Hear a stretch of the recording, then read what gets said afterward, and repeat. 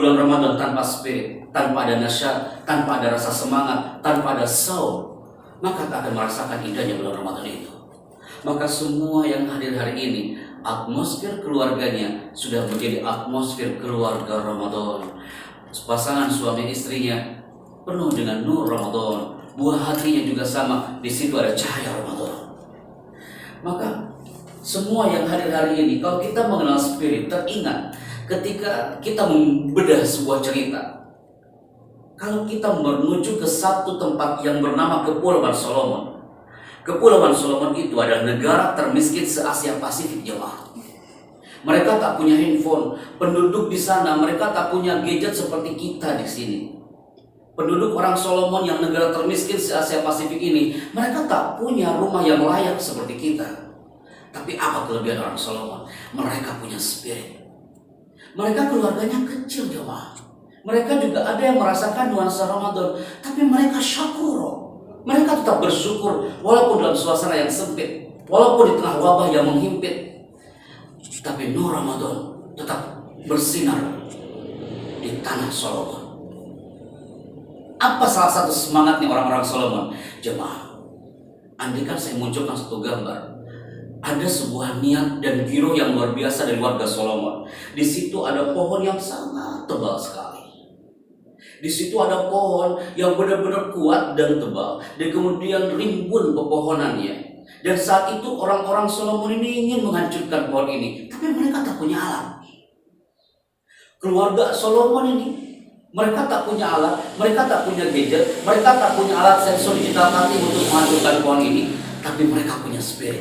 Warga Solomon, ketika mereka ingin menghancurkan pohon ini, ternyata usahanya adalah seluruh warga Solomon, mereka berbondong-bondong datang ke pohon ini, mereka berteriak di pohon ini. Dengan izin-Mu ya Rabb, ini pohon akan tumbang dan hancur. Dengan izin-Mu ya Allah, kami berteriak seluruh warga Solomon ini. Hanya dengan teriakan itu, pohon ini hampir tumbang dan hancur, jemaah. Hanya dengan teriakan. Maka ahibati fillah, frame keluarga di nuansa Ramadan kita jauhi dari teriakannya.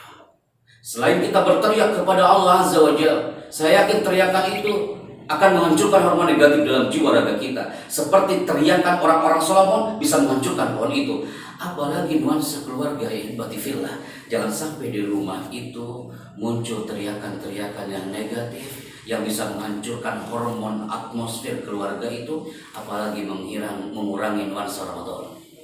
Anda tahu jemaah, para psikolog mengatakan satu teriakan seorang ayah, satu teriakan seorang ibu, dan teriakan itu negatif.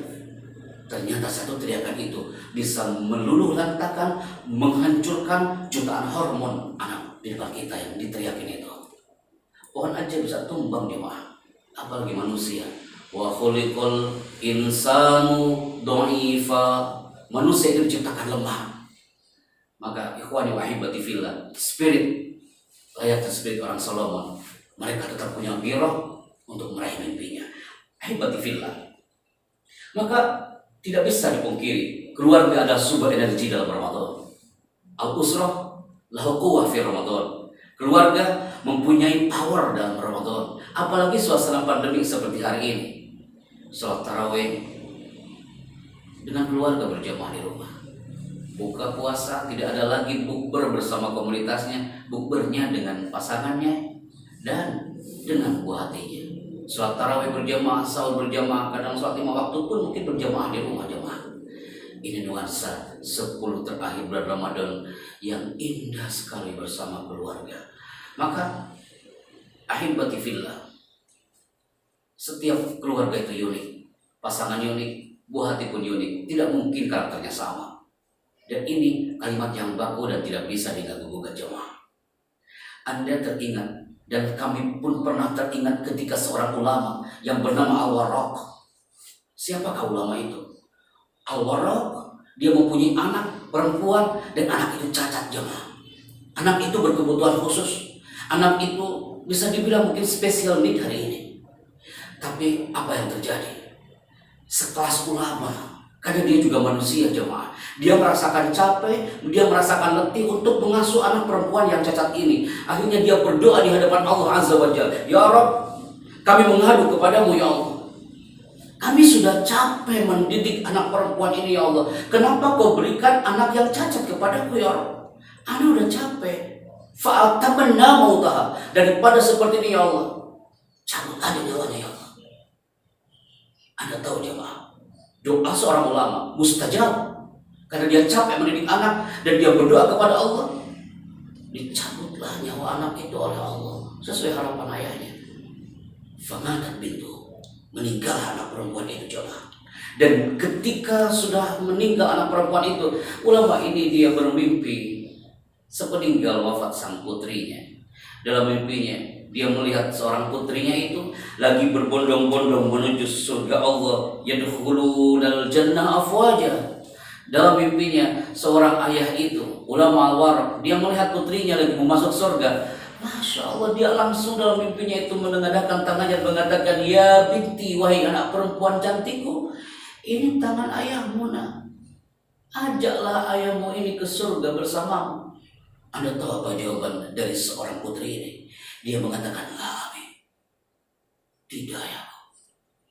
Lebih baik aku menuju surga Allah bersama orang-orang yang peduli denganku. Bukankah kau yang berharap aku mati? Bukankah kau yang berharap aku ini dicabut nyawanya oleh Allah? Bukankah kau yang bertedak di hadapan Allah, kau capek untuk mendidik aku? Maka lebih baik aku merasakan atmosfer surga sendiri ya. Ya apa ya, wahai ayahku. Maka ikhwani wa ahibati fillah, di 5 menit terakhir Anda bicara hari ini, jadikan buah hati kita itu adalah pesona untuk menuju surga Allah Azza wa Jalla. Mungkin Anda pernah mengusap ubun-ubun seorang buah hati, atau Anda memegang pundaknya sambil mengatakan, anakku, aku ini belum bisa menjadi orang tua yang sempurna. Aku belum sholat sempurna, aku belum menuju Baitullah. Maka engkau, wahai putraku, wahai putriku, aku berikan kau alat-alat sholatnya. Aku berikan kau, ini adalah media untuk menuju Allah. Sekalipun aku ini belum sempurna untuk menuju Allah. Maka nanti di hari akhir, andaikan Allah menakdirkan ini orang tua yang tak pernah sholat, ini orang tua yang belum pernah menyentuh Ka'bah, ini orang tua yang belum pernah menuju Baitullah, ketika di hari akhir jemaah, ketika orang tua ini sudah detik-detik menuju neraka Allah, tapi sang anak ini dia yang akan berteriak, dia akan mengatakan, ya ilahi, wahai Tuhanku, ana la ardo bihala, aku tak rela ya Allah jika orang tuaku ini masuk ke neraka-Mu ya Allah, sedangkan aku anaknya masuk surga sendiri ya Allah. Aku bisa menikmati indahnya masjid, aku bisa menikmati sujud kepadamu karena orang tuaku ini yang mendidikku ya Allah. Dia yang memberikan aku sejadah, dia yang memberikan aku alat sholat, dia yang memberikan aku bekal untuk menuju Baitullah. Dia yang selalu mendukungku untuk menuju dan berdekat kepadamu ya Allah. Maka Allah saat itu mengangkat itu orang tua yang hampir masuk neraka, diangkat oleh Allah Azza wa Jalla menuju ke surga Allah Azza wa Jalla bersama buah hatinya. Bukankah itu yang kita harapkan di nuansa terakhir bulan Ramadan jamaah? Bersama keluarga menjadi wasilah lil wusul ilal jannah, menuju surga Allah. Indah sekali jamaah. Ayahnya sang imam, suami istri, imam dan makmum, dan buah hatinya adalah makmum-makmumnya. Mereka berbondong-bondong satu keluarga menuju surga Allah Azza wa Jalla. Maka ikhwani wa ahibati fillah, jangan sampai kejadian itu potret sebaliknya. Mungkin orang tuanya ahli, dia beribadah kepada Allah, orang tuanya sering sekali menuju ke Baitullah, tapi anaknya tak pernah tersentuh. Anaknya belum pernah mengenal Al-Quran, anaknya belum pernah mengenal yang namanya sujud di hadapan Allah. Di hari akhir justru sebaliknya, ketika dia orang tua itu dia berteriak di hadapan Allah Azza wa Jalla, ya Rabb, iftah lana abwaban min abwabil jannah, buka pintu surga ini untukku ya Allah. Amiltu kulla syai', aku sudah melakukan segala sesuatu, ma qad amartani, yang telah kau perintahkan kepada aku, kata orang tua itu. Maka buka pintu surga untukku ya Allah. Tapi Allah tidak membuka pintu surga itu gara-gara anaknya dia berteriak di depan pintu api neraka. Dia mengatakan, ya Rabb, ana la arda bihadza, aku tak rela ya Allah Masa aku masuk neraka sendiri sedangkan orang tua aku masuk surga ya Allah? Aku tak pernah sholat, aku tak pernah zakat, aku tak pernah merasakan Ramadan, aku tak pernah menyentuh Baitullah, karena orang tua aku juga tak pernah mendidik aku ya Allah. Akhirnya pahala orang tua yang menumpuk itu bukan menjadi jembatan menuju surga Allah, tapi sebaliknya jemaah. Akhirnya bersama anak itu menuju neraka Allah. Masya Allah, ini yang kita khawatirkan dan jangan sampai hingga di area zona kita jemaah. Maka buah hati yang dirindukan, keluarga yang dirindukan adalah buah hati yang pastinya ini menjadi jembatan menuju surga Allah. Itu yang mereka ingin dimanusiakan. Keluarga yang selalu dimanusiakan, buah hati yang selalu dimanusiakan. Walaupun seorang anak dia membawa lukisan atau kaligrafinya, dia mengatakan, ya Abi Umi, ini aku berikan gambar ini untukmu. Bisakah kita sebagai orang tua, walaupun hanya mengatakan, hazik anda, keren banget ente gambarnya, you amazing son, you jagoan ayah, you adalah putri kesayangan ayah, you putri kesayangan bunda. Kalimat itu akan di-save oleh memori mereka, sehingga nanti mereka akan mengatakan, aku bangga punya ayah dan ibu yang hebat, yang mana dia menjadi imam bersama buah hatinya sama di rumah, apalagi di nuansa bulan Ramadan yang kita cintai ini.